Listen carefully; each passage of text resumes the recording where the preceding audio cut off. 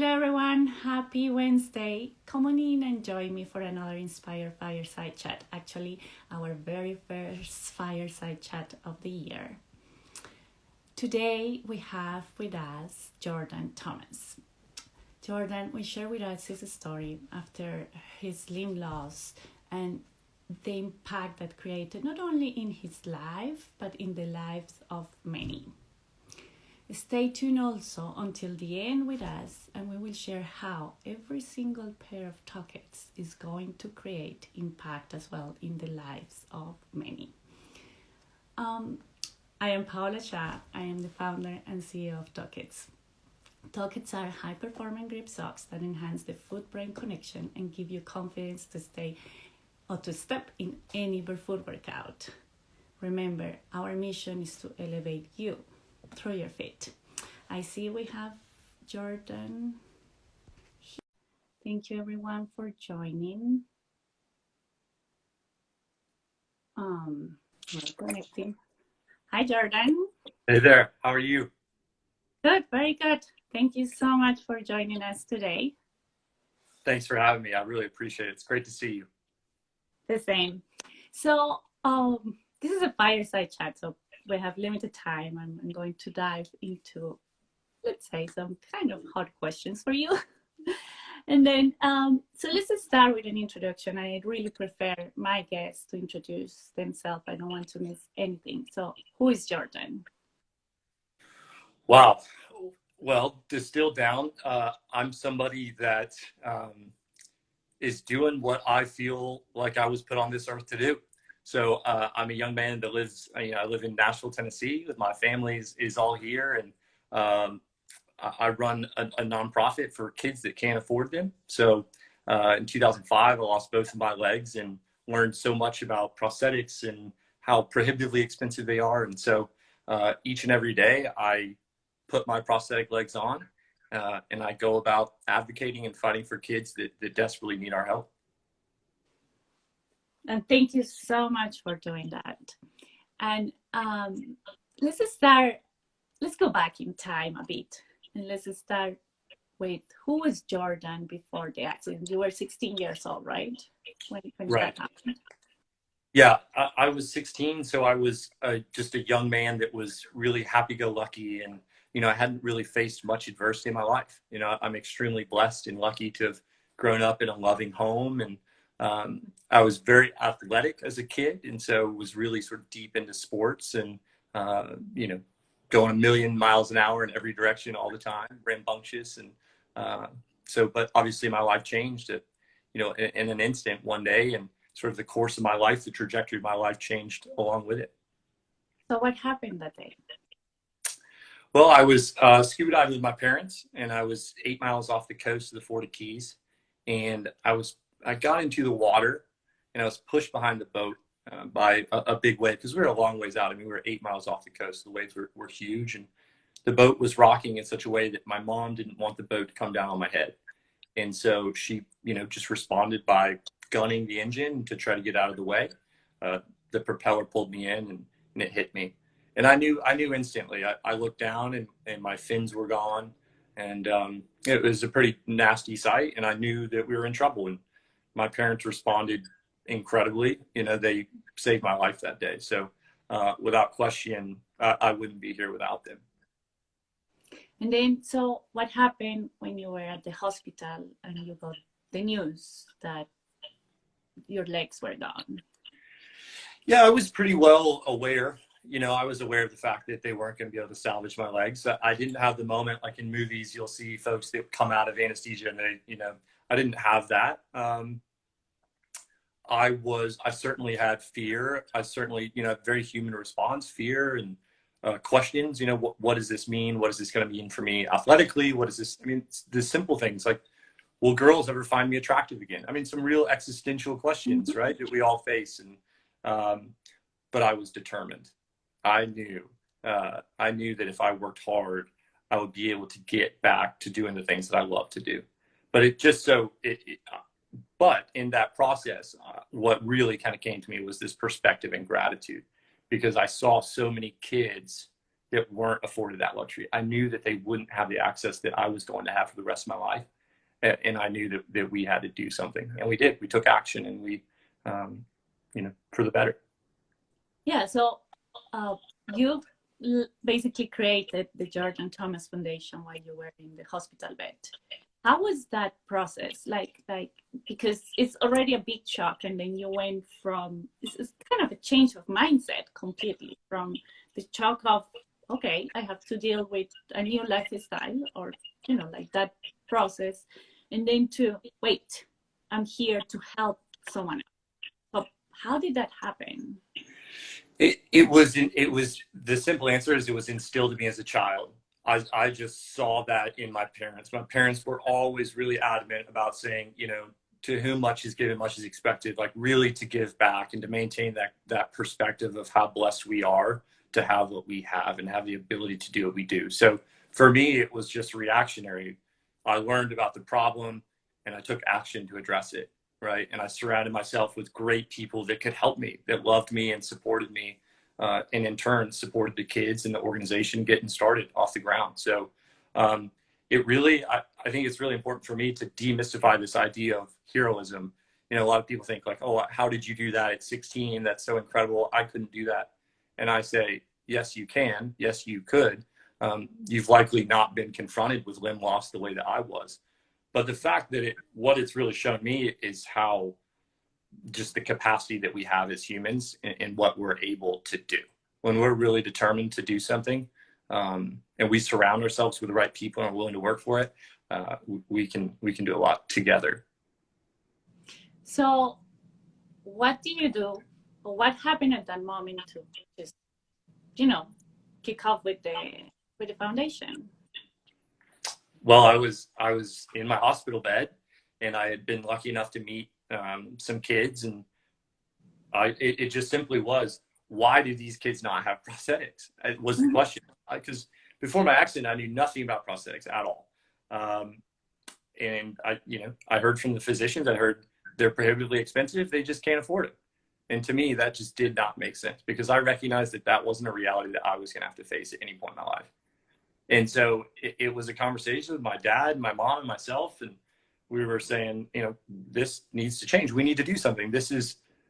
We need to take action. And initially it started as, will it be a one-time donation that we will make? And then I thought, no, it needs to be something more, long-standing and something more robust. And the foundation was born there in the hospital.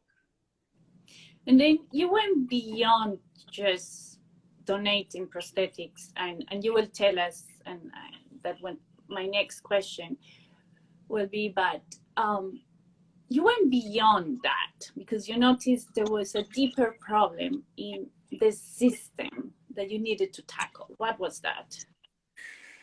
Yeah, so, like I've made clear, like I knew nothing about prosthetics until I was thrown into this situation. And for me, what became clear over time was that there was a systemic issue. That issue being kids are consistently denied access to prosthetics. Not just kids, but all folks living with limb loss in the United States and abroad.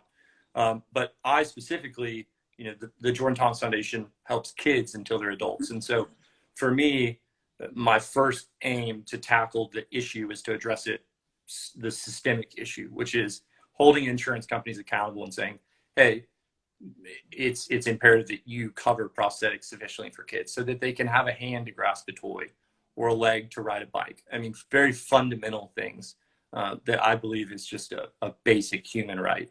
And so we're fighting for that through legislation. I think at the end of the day, I think that's the way to make change long term, is to pass and implement policy that holds those insurance companies accountable and says, hey, do the right thing here. I mean, I think that's what we're fighting for. And it's a battle, but it's a question of educating people.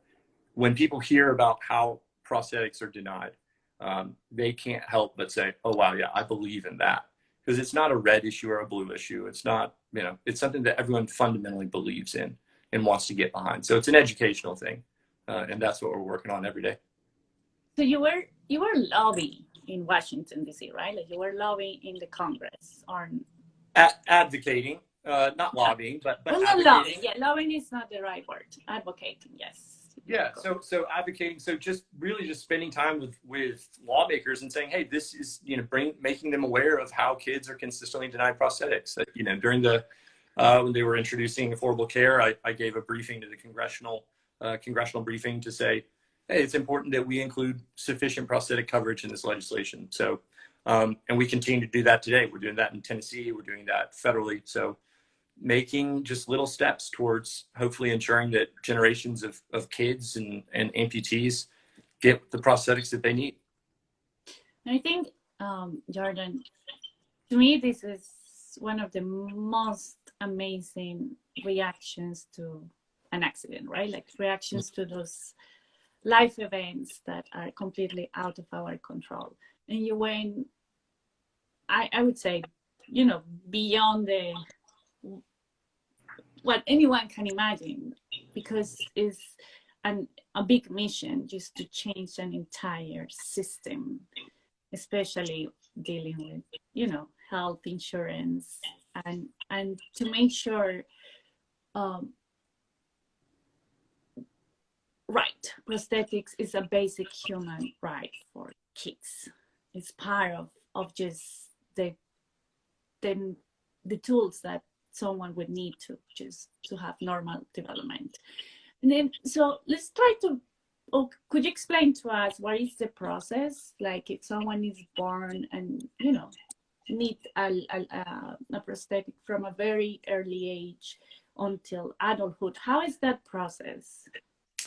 Yeah, so the important thing a thing to think about with prosthetics is to think about them like shoes. So kids are obviously outgrowing their shoes so regularly, or their socks, whatever it is. And prosthetics need to be replaced every 12 to 18 months for a kid that's growing. So we make the commitment as an organization to say we're going to support you all the way until adulthood. So when you turn 18, you don't have to worry about it all the way until you're 18 years old. So we've been lucky enough to get some kids that are, take the first step of their life with a prosthesis from the foundation, which is like the most fulfilling, gratifying thing ever, right?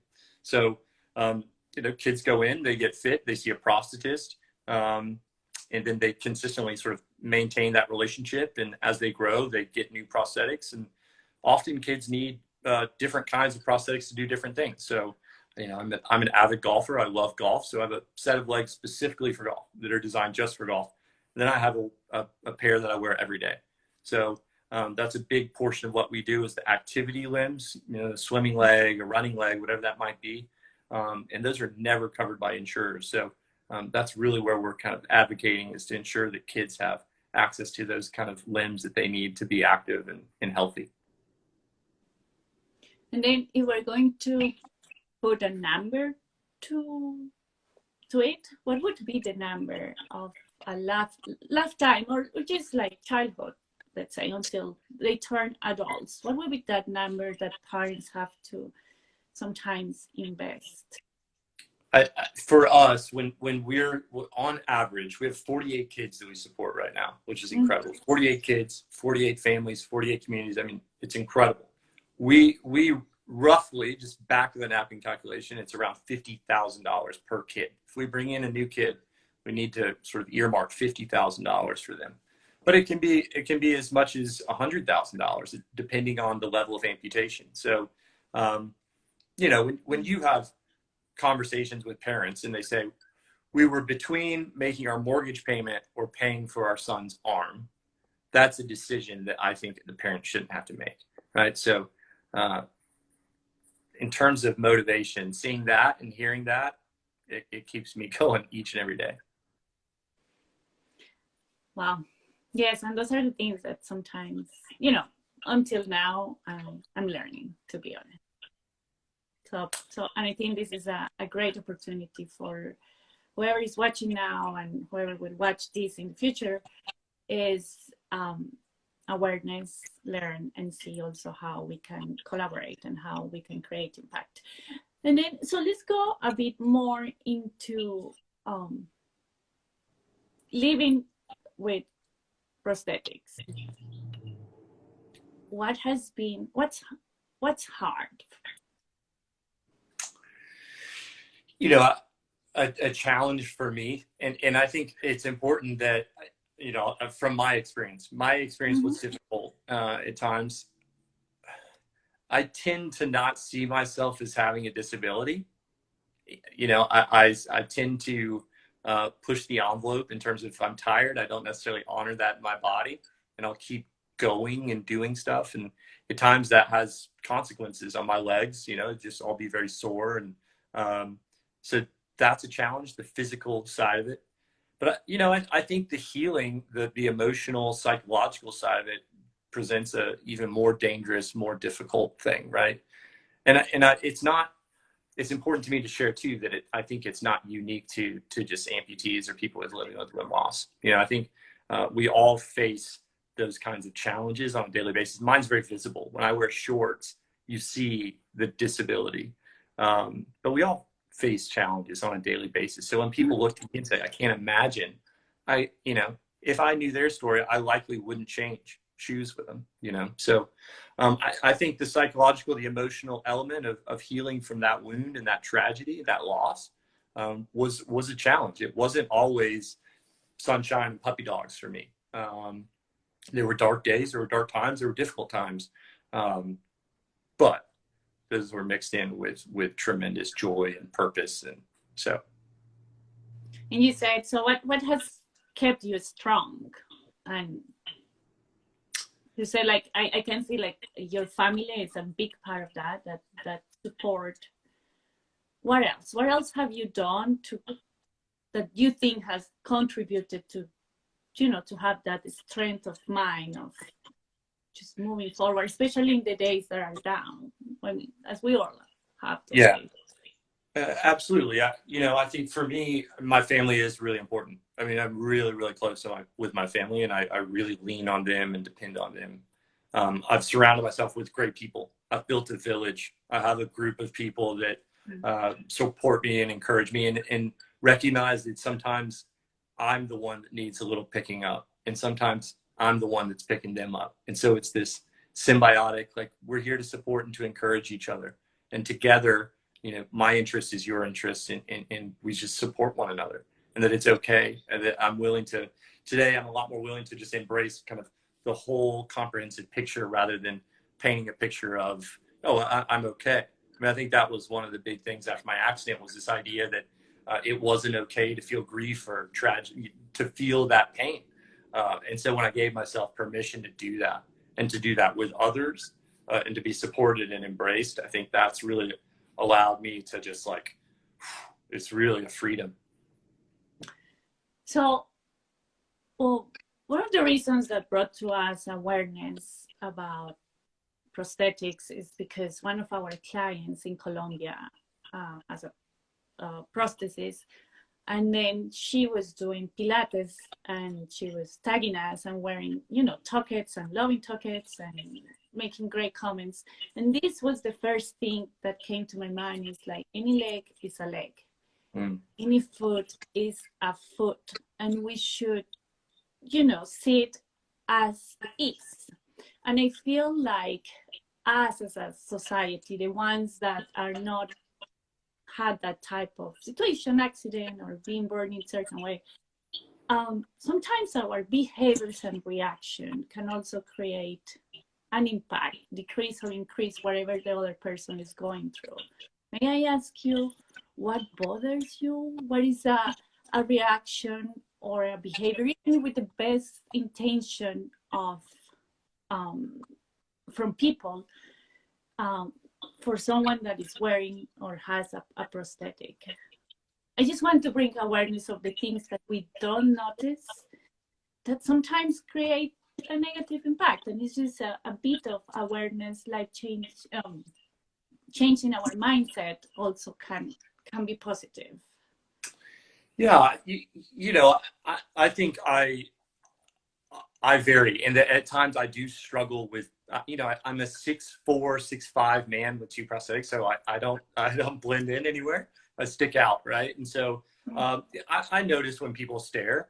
But then at the same time, I think a vast majority of these people are thinking, wow, that's incredible what they're able to do, right?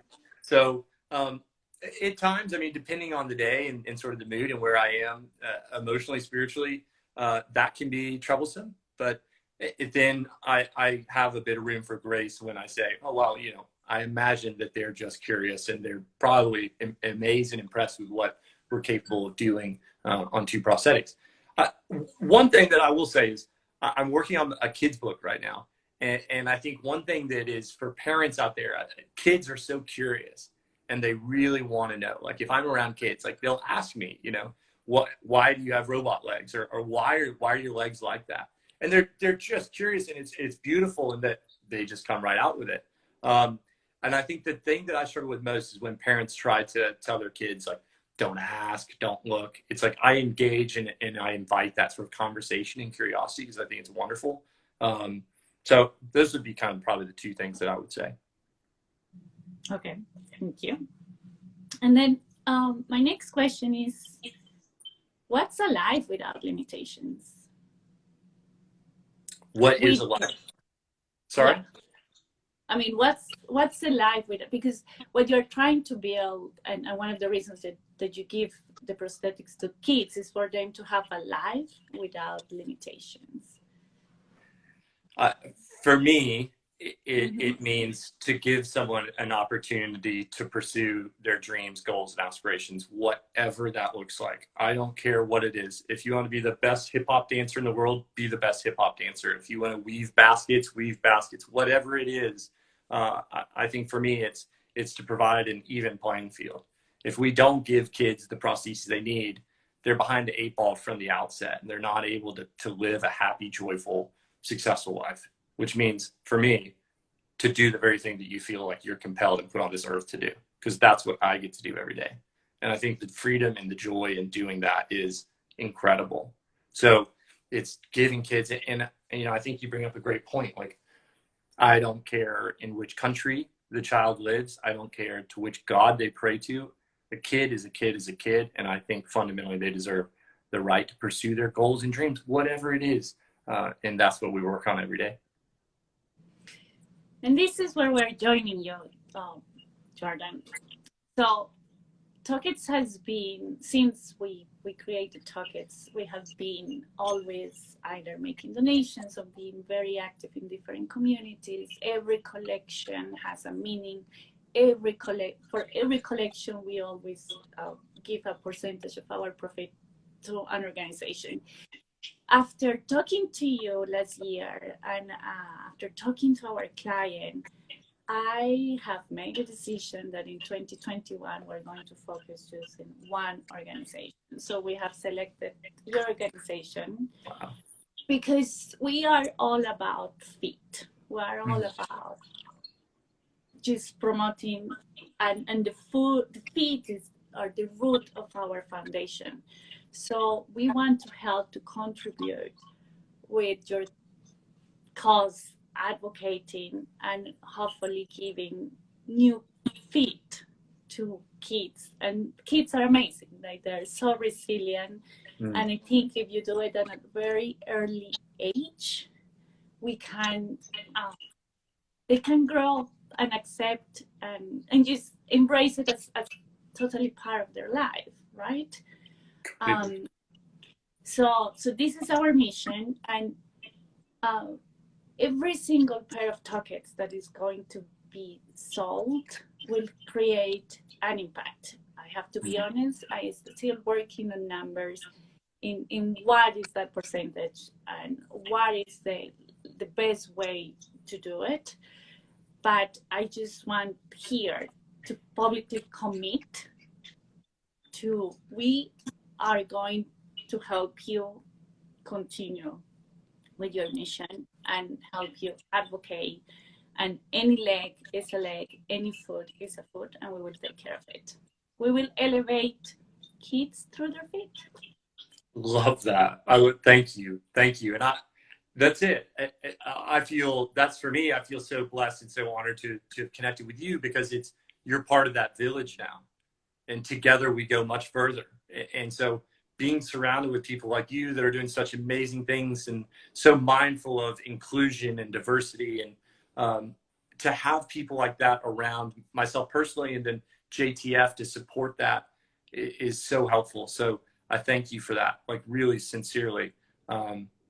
Because it's incredible work, and so to be joined with folks like you is just a dream come true. So thank you.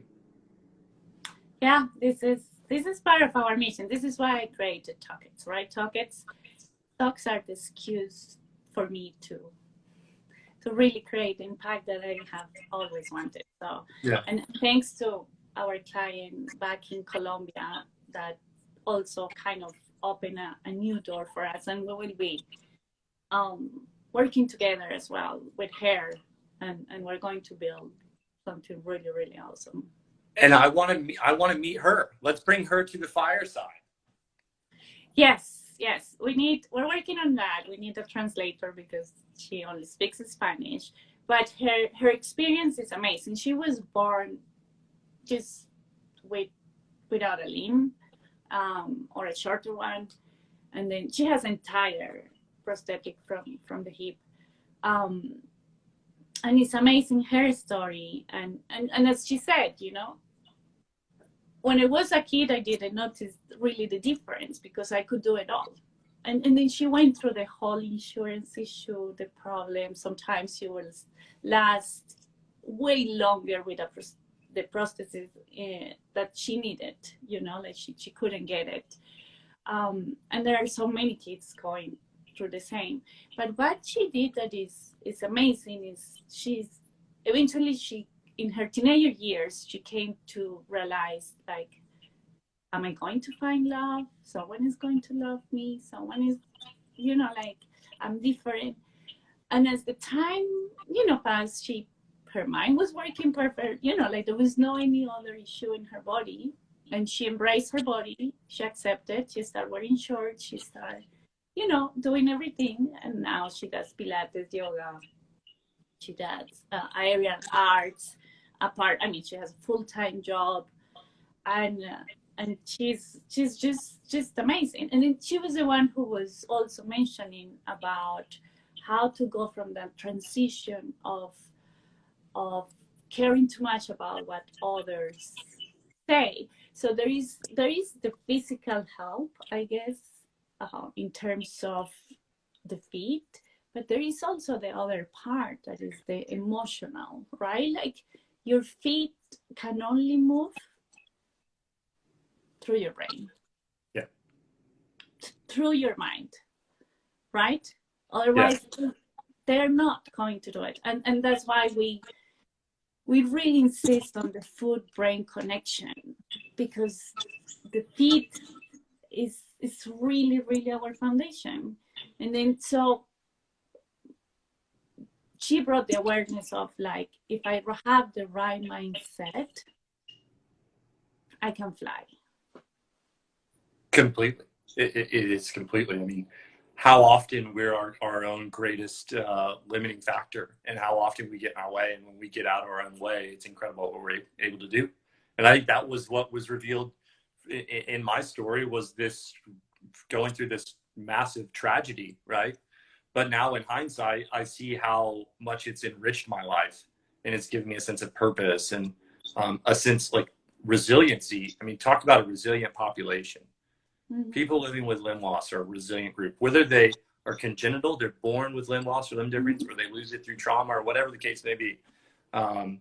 It just showed me a different depth that was there that I was unaware of entirely. So it's here at first, and then and it continues to present itself, but each and every day we have the opportunity to overcome, and that's not exclusive to amputees. That's the human experience, right? That's what we all go through on a daily basis. Correct, right. And then, Jordan, I have the last two, or my last question is, who has inspired you? Who is an inspiration for you? Who has been? Boy, it is really hard to not say the kids that we fight for. The kids are a part of our family at the foundation. I think I see them, and I see what they do, and I see that resilience, and I see that human spirit in its raw form. I see this willingness to each and every day to go, face whatever challenge is ahead of them. You know, these are young kids that often aren't surrounded by many other kids living with limb loss or that have prostheses, and they just go about life each and every day to the fullest. So for me, it's and their names, all of the kids that we've helped last year are right here with 48 kids, you know, and so I look at that every day. But they're who inspires me. I mean, there are days where I want to pull the sheets over my head and not go to work and not do what I do. That's the reality. And then that lasts for about 0.2 seconds because I think about those kids that without the foundation, where are they? And that makes it pretty easy to get up and get after it, you know? That's beautiful. And then we're so glad we're joining you. Before I leave, I forgot to mention, can you tell us the story of the CNN hero? Because you were one of the CNN heroes. Can you remind me the year that was, and repeat the story? I think that's amazing. And you were very young at that time. I was very young. I was 20. I was a 2009 CNN hero. So I was young. I was 20 years old, and it was in the Kodak Theater in Los Angeles where they have the Academy Awards usually, and it was an incredible experience. I mean, I was surrounded by, there were 9 other heroes in my class that year, and these people were just, I mean, incredible people from all around the world that were doing incredible things to like change people's lives, and they had devoted their lives and given everything to do it. So it was amazing. So it was like I was surrounded by these super impactful humanitarians and these people that had given everything to improve the world. And then there was the stars that, you know, were there that was funny. And I was going to do, you know, they had the teleprompter. And so we had to run through the day before, and I'd written my speech or whatever. And I was going to run my lines. And a producer comes over and pulls me off the stage and says, go sit in the front row. And 007, Pierce Brosnan, walked up to run his lines. You know, so I'm sitting there with 007, Pierce Brosnan there, James Bond, and I'm just like, wow, this is really bizarre, but it was great. So, why do you think you were awarded the CNN Hero for the year? Why do I think I was? It's a mystery to me. If I had to guess, I would say probably because I was able to turn something that for so many would be so tragic and so defining in a bad way. And I was able to use that to fuel impacting lives. And I think there is a quality about that is aspirational, maybe heroic. For me, it was a problem, and I was part of the solution, and I devoted myself to it. So that would be my answer. Thank you. Yeah. Then, so what I take from this chat, I mean, many things, but one of the things, and which it has appeared in many other chats as well, is build your tribe. We cannot succeed on our own. We need to be surrounded by either family, if it's not family, friends, or neighbors, a group of people, and there is always someone there to support us. But I feel like it's only through building our tribe, our community, we are most likely to succeed and get out of wherever place we are that we are not happy. Yeah, completely. I think absolutely, because when I'm surrounded by like-minded folks that are diverse both in so many ways, and they just enrich my life. They add a quality of life. Like they add this element to my life that inspires me, and they help hold me accountable, and they help to just motivate me and drive me. And I can't be all things to all people, and so it's like embracing my gifts and my uniqueness, right? And they each have their own. And I think when we're together, there's something really powerful about that, you know. Correct. And then, well, we're joining forces. And yes, we are. We're joining your community as well. And we're happy, and we look forward for a great 2021 together. Same. And I can't thank you enough. I'm so grateful for you and Tucketts and what you're doing. I'm glad to be a part of your village and you be a part of mine. Thank you. The very last thing I promise I think I said very last like 2 times already.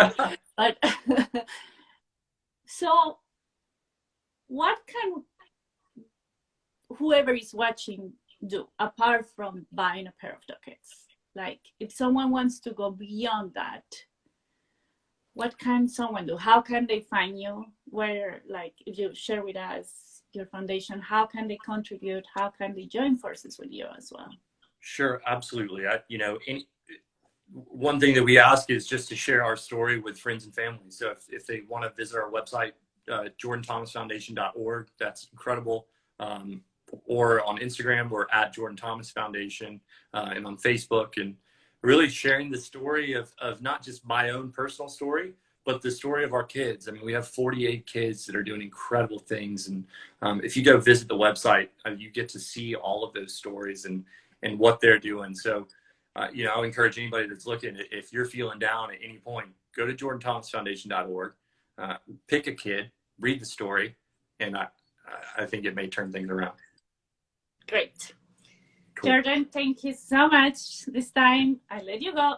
No more Thank questions. you. You're the And best. then I'm sure we will keep in touch all this year and beyond. Thank you everyone so much for watching us, and then see you next Wednesday for another amazing, inspiring story. Thanks. Thank you. Peace. Bye-bye.